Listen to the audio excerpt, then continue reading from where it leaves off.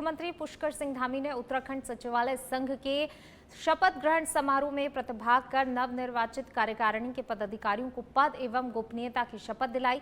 इस अवसर पर उन्होंने संघ के अध्यक्ष दीपक जोशी सहित सभी नवनिर्वाचित पदाधिकारियों को बधाई और शुभकामनाएं दी।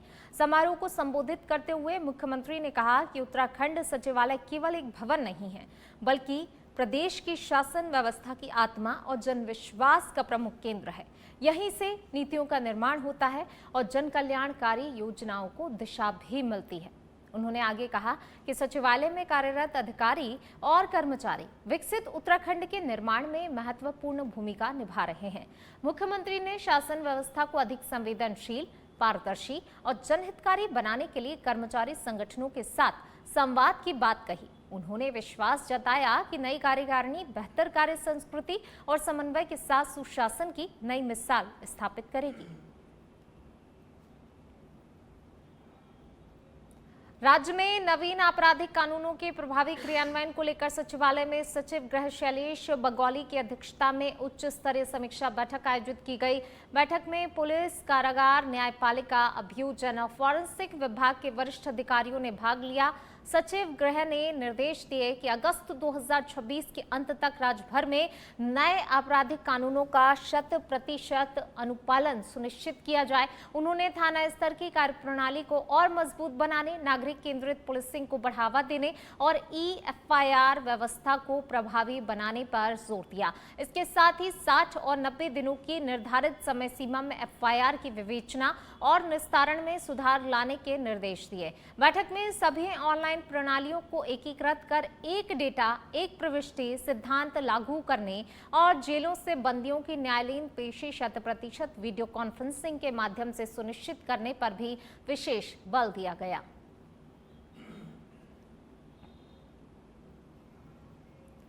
नीट यूजी 2026 की पुनः आयोजित परीक्षा में शामिल होने वाले अभ्यर्थियों को उत्तराखंड सरकार ने बड़ी राहत दी है।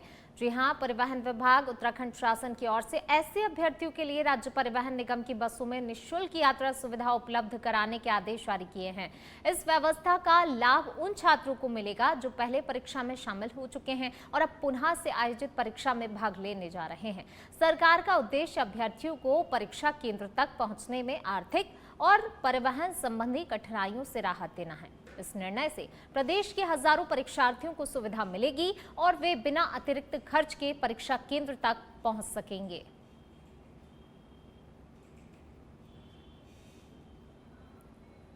उत्तराखंड से होकर गुजरने वाली पवित्र कैलाश मानसरोवर यात्रा को लेकर तैयारियां अब अंतिम चरण में पहुंच गई हैं। कुमाऊं मंडल विकास निगम ने यात्रा मार्ग पर सभी आवश्यक व्यवस्थाएं पूरी कर ली हैं।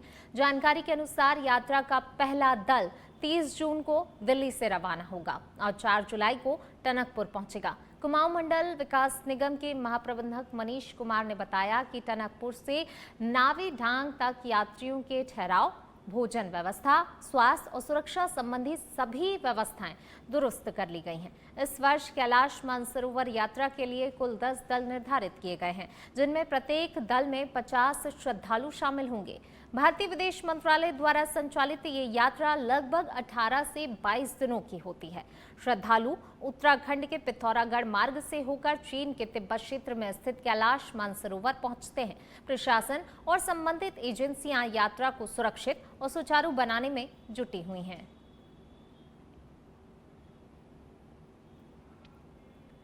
देहरादून जिले के विकासनगर में अवैध प्लॉटिंग के खिलाफ मसूरी देहरादून विकास प्राधिकरण की कार्रवाई लगातार जारी है। ताजा मामले में दिल्ली यमुनोत्री नेशनल हाईवे पर हरबाटपुर चौक के पास करीब 15 बीघा भूमि पर विकसित की जा रही अवैध प्लॉटिंग पर प्राधिकरण ने बुलडोजर कार्रवाई की।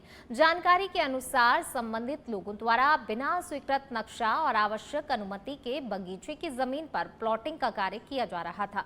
शिकायत मिलने के बाद MDDA की टीम ने मौके का निरीक्षण कर अवैध गतिविधियों की पुष्टि की और संबंधित पक्षों को नोटिस जारी किया था।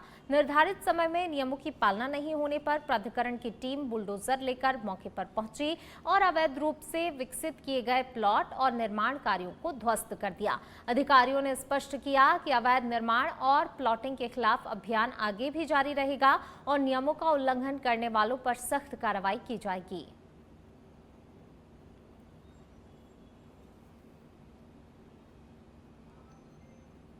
विकासनगर के सहसपुर थाना क्षेत्र स्थित बारागीवाला गांव में खेत में पानी चलाने को लेकर हुए खूनी संघर्ष और हत्या के मामले में पुलिस को एक और बड़ी सफलता मिली है। सहसपुर पुलिस ने मामले में नामजद आरोपी इंतजार पुत्र जमील उम्र 32 वर्ष निवासी तिमली गांव को गिरफ्तार कर लिया है। आरोपी को न्यायालय में पेश करने के बाद न्यायिक अभिरक्षा में सुद्दोवाला जिला कारागार भेज दिया गया है।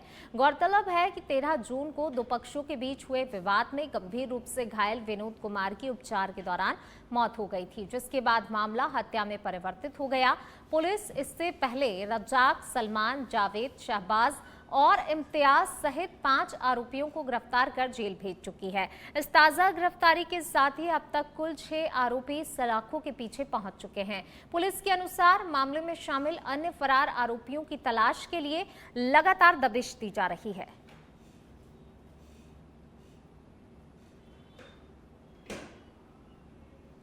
चंपावत में 21 जून को आयोजित होने वाले अंतर्राष्ट्रीय योग दिवस को ऐतिहासिक और जनभागीदारी आधारित बनाने के लिए प्रशासन ने तैयारियां तेज कर दी हैं। मुख्य कार्यक्रम बनबसा में आयोजित होगा, जहां पर मुख्यमंत्री पुष्कर सिंह धामी आमजन के साथ योग एवं प्राणायाम कर स्वस्थ जीवन का संदेश देंगे। जिलाधिकारी मनीष कुमार ने कहा कि योग और प्राणायाम भारतीय संस्कृति की अमूल्य धरोहर है, जो व्यक्ति को शारीरिक, मानसिक और आध्यात्मिक रूप से सशक्त बनाते हैं। उन्होंने बताया कि जिले को स्वस्थ और निरोग जनपद बनाने के उद्देश्य से योग को जन जन तक पहुंचाने का अभियान चलाया जा रहा है। महिलाओं को योग से जोड़ने के लिए योग सखी योजना भी प्रभावी रूप से लागू की जाएगी। जिला आयुर्वेदिक एवं यूनानी चिकित्सा विभाग द्वारा 23 मई से संचालित योग जागरूकता अभियान से अब तक 4500 से अधिक लोग लाभान्वित हो चुके हैं। प्रशासन को इस बार योग दिवस में रिकॉर्ड जनभागीदारी की उम्मीद है।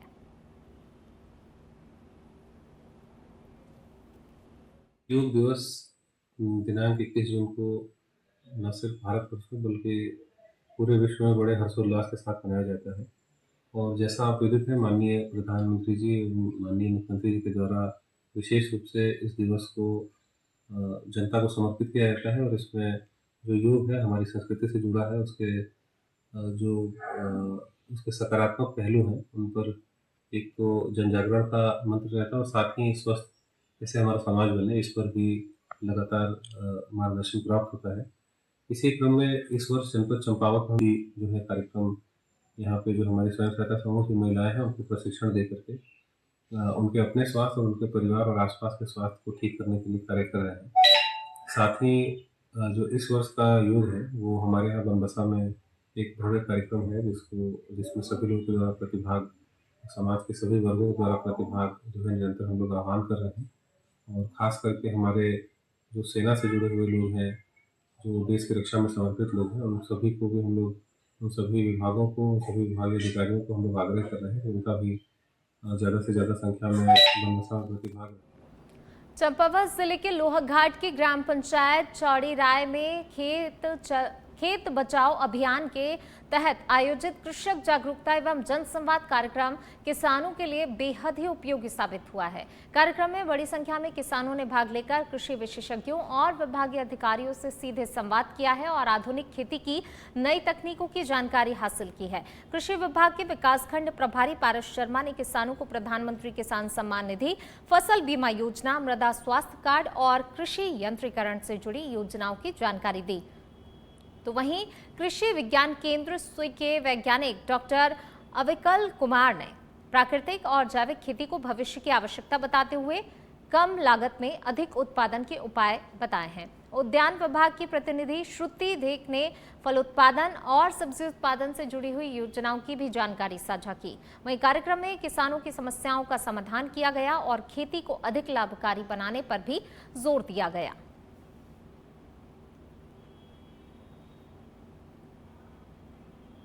बढ़ेंगे आगे, बात अगली खबर की। विकासनगर के सैलाकुई क्षेत्र में मुख्य पुल पर एक ट्रक के अचानक पंचर हो जाने से यातायात व्यवस्था पूरी तरह से प्रभावित हो गई। पुल के बीचों बीच ट्रक रुकने से दोनों ओर वाहनों की लंबी लंबी कतारें लग गई और लोगों को भारी परेशानी का सामना करना पड़ा।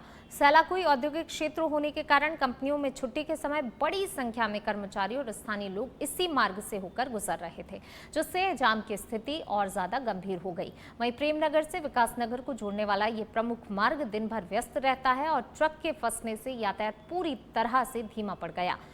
सूचना मिलने पर सेलाकुई थाना पुलिस मौके पर पहुंची और यातायात को सुचारू बनाए रखने के लिए मोर्चा संभाला। पुलिस और स्थानीय टीम ट्रक को हटाने के प्रयास में जुटी रही।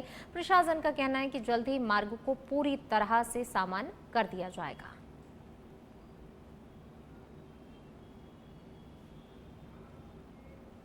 उत्तराखंड में वनाग्नि के ताजा आंकड़ों के अनुसार इस वर्ष राज्य में 575 से अधिक वनाग्नि की घटनाएं हो चुकी हैं, जिससे कि लगभग 482 हेक्टेयर वन संपदा प्रभावित हुई है। तो वहीं अगर हम बात करें सरकार की, तो सरकार हर वर्ष दावे तो करती है कि वनाग्नि के लिए सरकार ने पूरी तैयारियां कर ली हैं और जहां भी कोई घटना होगी उस पर त्वरित कार्रवाई की जाएगी।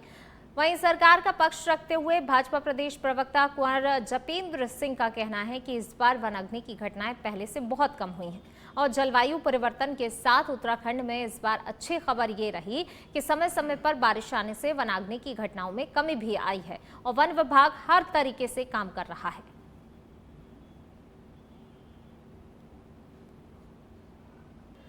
प्रधानमंत्री नरेंद्र मोदी के 12 साल सफलतापूर्वक पूरे होने पर उत्तराखंड भाजपा ने प्रवास कार्यक्रम शुरू किया है।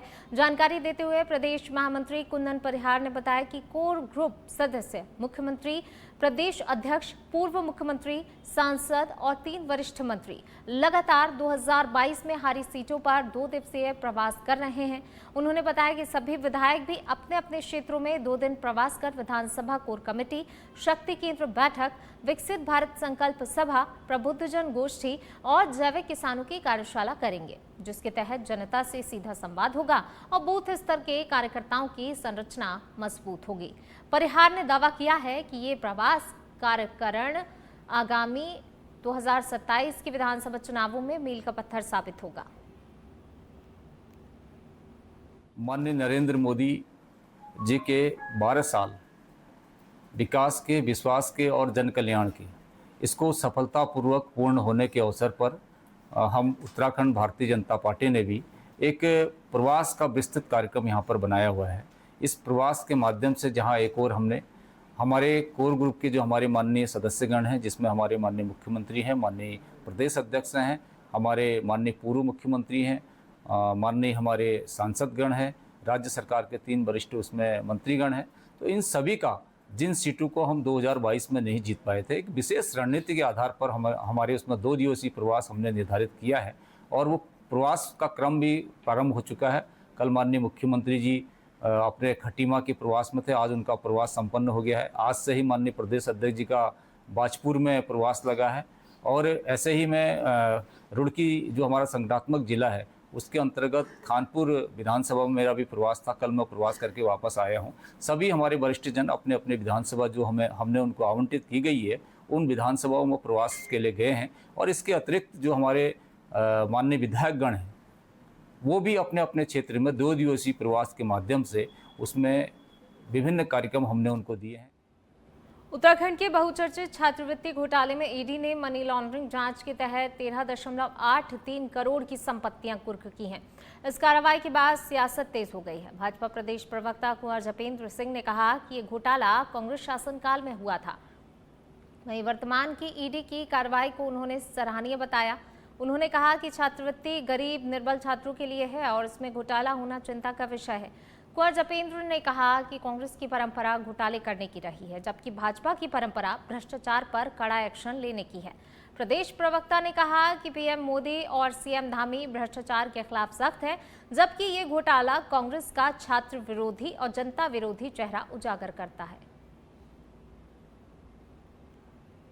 पहले तो हम ये साफ कर दें कि देश के अंदर छात्रवृत्ति घोटाला कांग्रेस के जमाने में हुआ और उत्तराखंड में भी जब कांग्रेस की सरकार थी उस समय का ये छात्रवृत्ति घोटाला हुआ। और अब जिस तरह से प्रवर्तन निदेशालय ने छात्रवृत्ति घोटाले के आरोपी संस्थानों के खिलाफ कड़ी कार्रवाई की है, उनकी संपत्तियां जब्त की हैं, तो ये प्रवर्तन निदेशालय का बहुत अच्छा निर्णय है, बहुत अच्छा उनका जो है ये कदम माना जा रहा है। छात्रवृत्ति उन गरीब निर्बल छात्रों को मिलती है जो पढ़ना चाहते हैं, उनके अंदर पढ़ने की ललक है, उनके अंदर प्रतिभा है, लेकिन कहीं ना कहीं धन के अभाव में वो अपनी पढ़ाई को छोड़ देते हैं। तो ऐसे निर्बल और पिछड़े वर्ग के छात्रों के लिए छात्रवृत्ति दी जाती है। और ऐसे में जिन संस्थानों ने, जिन लोगों ने, जिन अधिकारियों ने उन छात्रवृत्ति को उत्तराखंड में आगामी विधानसभा चुनावों के समय को लेकर चल रही चर्चाओं के बीच भाजपा के वरिष्ठ नेता और राज्य मंत्री दर्जा प्राप्त ज्योति प्रसाद गैरोला ने कहा कि विधानसभा चुनाव कब होंगे इसका निर्णय भारतीय निर्वाचन आयोग को करना है, जो एक स्वतंत्र संवैधानिक संस्था है।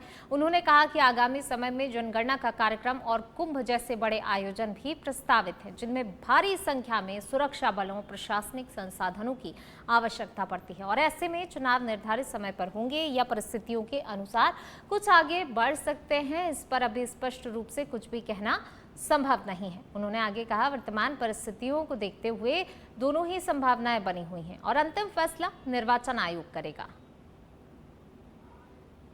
किसी भी राज्य में चुनाव कब होंगे, कैसे होंगे, उन सब का निर्धारण भारतीय निर्वाचन आयोग करता है, जो कि एक स्वतंत्र इकाई है।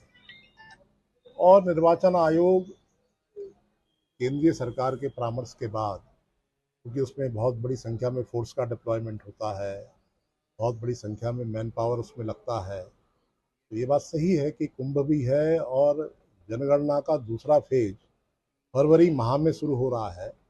राजनीतिक क्षेत्र में संभावनाएं असीमित रहती हैं, इसलिए अभी यह कहना कि चुनाव प्रीपोन होंगे या सही समय पे होंगे कहना मुश्किल है, लेकिन दोनों प्रकार की संभावनाएं। देहरादून सदियों से शिक्षा का हब रहा है, लेकिन अब शिक्षा के नाम पर कोचिंग संस्थानों की बाढ़ ने शिक्षा का पूरी तरीके से व्यवसायीकरण कर दिया है। कोचिंग संस्थान बड़े बड़े विज्ञापन, लुभावने वादों के साथ लगाती है, लेकिन सुरक्षा के मानकों में शून्य है। ताज़ा मामला देहरादून के नामी डिफेंस ड्रीमर्स कोचिंग संस्थान से जुड़ा है, जहां आगरा से एनडीए की कोचिंग करने पहुंची 17 वर्षीय डेलिसा भगोरे रहस्यमय तरीके से हॉस्टल की तीसरी मंजिल से रहस्यमय तरीके से गिर जाती है, जिसके पास के हॉस्टल से कुछ युवक उसे दून अस्पताल ले जाते हैं, जहां से डॉक्टरों से मैक्स अस्पताल के लिए रेफर कर दिया जाता है। वहीं जब घटना की सूचना किसी अन्य छात्रा द्वारा बालिका के परिजनों को दी जाती है, घटना को लगभग 13 दिन बीत चुके हैं, लेकिन उस बालिका को अब तक होश भी नहीं आया है। बालिका के पिता राहुल भगोरे ने बताया, फिलहाल उनकी बेटी की हालत गंभीर बनी हुई है। उन्होंने देहरादून पुलिस पर आरोप लगाते हुए कहा कि अब तक इस मामले में पुलिस ने मुकदमा तक दर्ज नहीं किया है, जबकि वे इस मामले में एसएसपी, सीओ से लेकर बाल संरक्षण आयोग के अध्यक्ष से मुलाकात कर चुके हैं।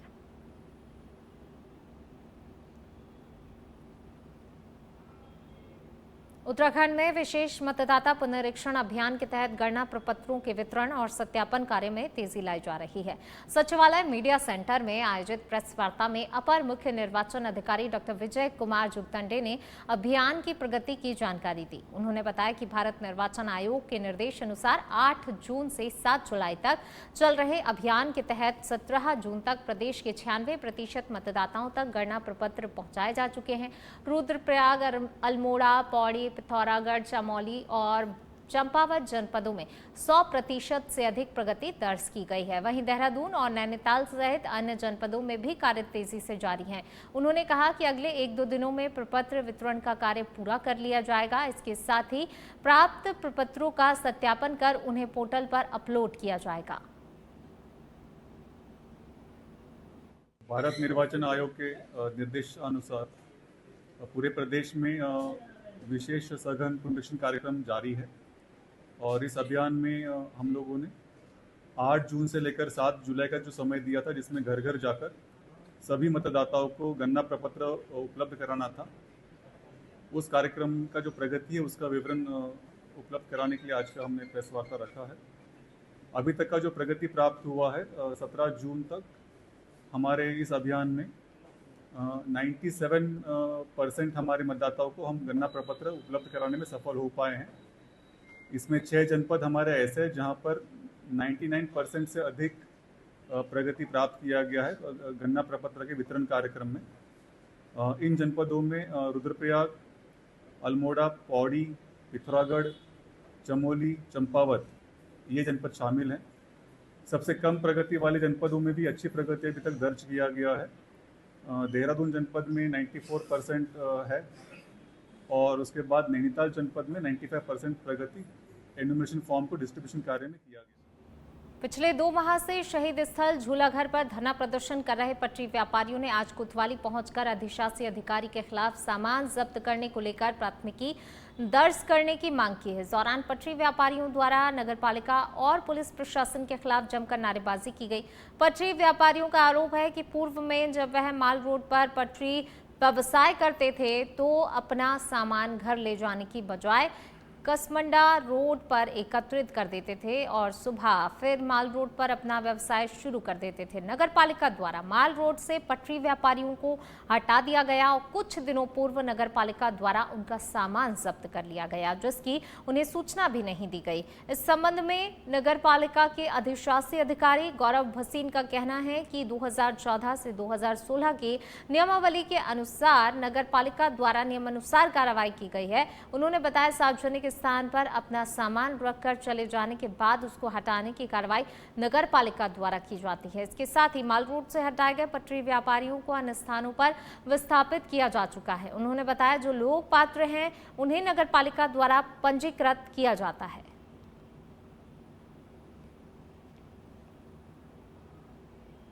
मुख्यमंत्री पुष्कर सिंह धामी के आदर्श चंपावत विजन को साकार करने की दिशा में जिला प्रशासन लगातार महत्वपूर्ण कदम उठा रहा है। वहीं जनपद को आधुनिक सुविधाओं और स्वच्छ ऊर्जा से जोड़ने के उद्देश्य से भी सिटी गैस डिस्ट्रीब्यूशन नेटवर्क परियोजना को तेजी से आगे भी बढ़ाया जा रहा है। इसी क्रम में जिलाधिकारी मनीष कुमार की अध्यक्षता में जिला कार्यालय सभागार में जनपद स्तरीय समन्वय समिति की बैठक आयोजित हुई। इस बैठक में सिटी गैस डिस्ट्रीब्यूशन नेटवर्क की प्रगति की विस्तृत समीक्षा करते हुए जिलाधिकारी ने सभी संबंधित विभागों को परियोजना में तेजी लाने के निर्देश दिए हैं। इस बैठक के दौरान जिलाधिकारी ने भूमि संबंधी लंबित मामलों के शीघ्र निस्तारण पर विशेष जोर देते हुए अपर जिलाधिकारी को आवश्यक कार्रवाई सुनिश्चित करने के निर्देश दिए। तो वहीं जिला आपूर्ति अधिकारी को कार्यदायी संस्था के साथ लगातार समन्वय बनाए रखते हुए फील्ड स्तर की समस्याओं का त्वरित समाधान करने को भी कहा है।